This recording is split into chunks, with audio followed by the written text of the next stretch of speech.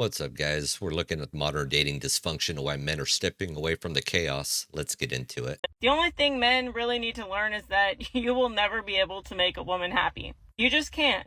If you last too long, then that's too much. But if you last too little, then that's too little. If you want too much intimacy, then you're being pushy. If you don't want intimacy at all, then you're cheating. You can remember to take out the trash, but she's going to remember that you didn't do the dishes. You can give her child support and you can give her over that and pay all of the in-between. And it's never enough, but when you pay nothing, then you're a deadbeat and she's still not happy. You could plan the perfect date, but if you didn't spend enough, then it's still not good enough. But if you don't plan a date, then you're a loser that puts in no effort.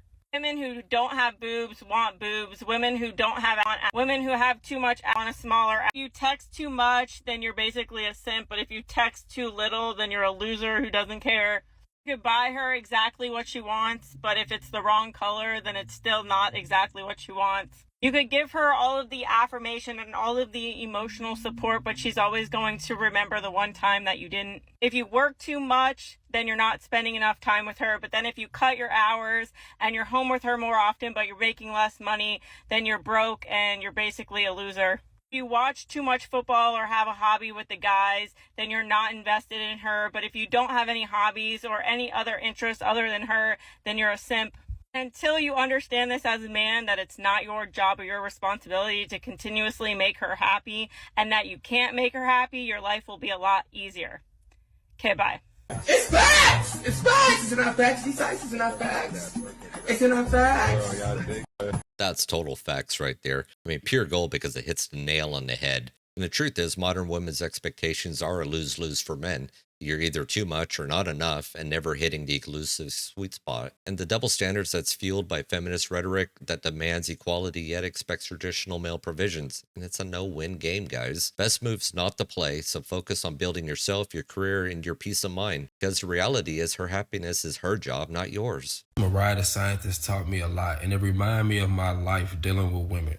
The last thing I'm gonna do is fall for a hoe. I might fuck with a bitch, I might give a bitch and that and that and this and do all that, but falling for a hoe, actual falling down for a hoe, search me. That's small shit. I don't know falling. They've been doing this shit since we was in middle school, high school, and we've been telling them they deserve better. And if you care about women, you know that every relationship you've been in, they end up cheating. They don't value this shit real. They've been chasing the type of man they always complain about. And when you get older, you start hearing them generalize based off of the man that they choosing. They talk about 4B movement or choosing a bear. And then they choose Wade Wilson. Somebody who's only popular for unaliving women. So they really just be talking. You don't even know they still choosing these men that they always complain about, the exact type. So they actually surprised that this shit happened with Young Thug is a thing. And this is why it's hard for me to not stand on my belief that most women don't really like men. They just want men to like them. And that's why when you care, they find any excuse to ruin their relationship. And when you don't, they find any excuse to stay, even if it means holding you down in prison. For real, it's like James Bond. Like, if the mission is complete, it's complete. The man cares. And if he don't, that shit going forever. You keep trying to beat this man. It ain't gonna ever happen. You start getting mad, throwing the controller, and they throwing their controller at this point.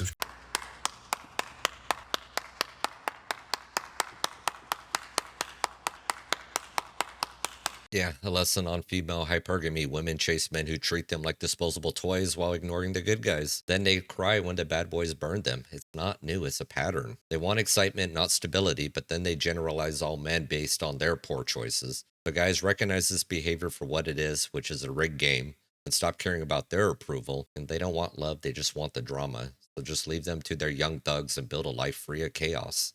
Cooking with Kaya. You guys are highly offended over a woman cooking and dancing, but the women out here are mad at their husbands, arguing. She not even all that cute, cursing her out, disrespecting her, giving her address out. When women was shaking their ass on OnlyFans, go get your bag, sis. When girls is shaking their ass on Instagram and it's your homegirl or your cousin friend, get your bag, sis. Yes, I support OnlyFans. Yo, wait, no, look. These things is time for the rebuttal. Because y'all have this energy for this young lady when y'all supposed to be uplifting her. But I've seen women do 10 times as more than what the she's doing a little jiggle, and y'all are offended. She making pasta, and y'all can't even cook no lobster. Like, y'all just getting mad about everything she making. And I think the real reason why women are mad at her, not because she's shaking her ass even at all, not even because she's cooking, but she's being cute while cooking. Now, women can say, hey, I cook for my man every night. Yo, and I'm asking the fellas, because y'all can't answer this, ladies, but how often is your woman looking cute while she cook for you? Why the heck I look cute as cooking? You getting fed, like... But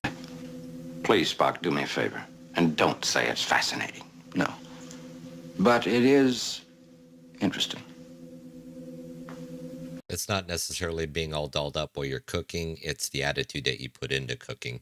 You know, we got women, again, mad about another woman who's cute and cooking, which just really is more insecurities. You know, instead of celebrating someone who's doing something wholesome, they just tear her down. I mean, she's showing the femininity that they've abandoned. Social media has made envy and comparison their default settings. Let this be a reminder. Avoid women who constantly criticize others because they'll bring the same negativity to your life. And look for women who add value and not drama, and don't let society shame you for having standards. If a man's loyalty is tested when he has everything, wouldn't high-value men be less likely to pair bond? I'd say so. Yeah, that's a great question. Yeah.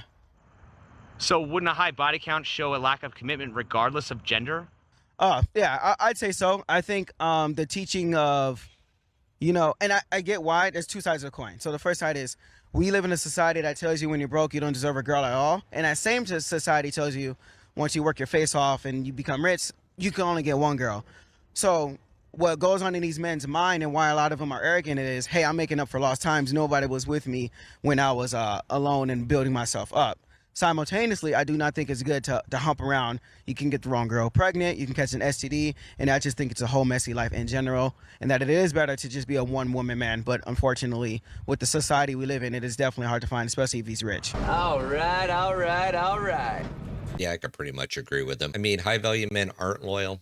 Yeah, they do have their pick of the litter, but I've said this before, the life of a man is a marathon, and many women just wait at the finish line for them. So when you've worked hard to build wealth, why settle for someone who brings nothing to the table but a high body count and drama? Society's conditioned men to be providers while women are told to live their truth, but a high-value woman is rare, so don't waste time on liabilities. Commitment is earned and not given. And so, guys, build your empire and don't let it crumble for someone who doesn't respect the effort it took to create it. Women out there that will walk away from a good man, talking about, oh, he wanted to go half on rent, he wanted to go half on... Facts. Like, you know how fatuous and inane that is to say he wanted to go half? First of all, you are responsible for 100% of your life as an adult. 100% of your problems, 100% of your bills, 100% of your stress, and you mean to tell me you had a man right there like, I'll take half of that from you. And you was like, that ain't good enough. I want you to take it all. I don't want to have no responsibility as an adult. And that is financial abuse, and that is feminine manipulation and abuse. Yep. Yeah,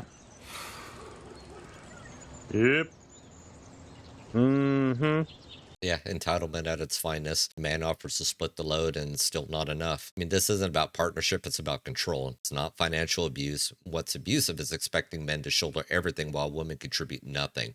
So don't fall for the manipulation. You know, a healthy relationship is about teamwork and not servitude. If she's unwilling to meet you halfway, just walk away. She's not worth the headache. You deserve someone who respects your contributions. So I came across this.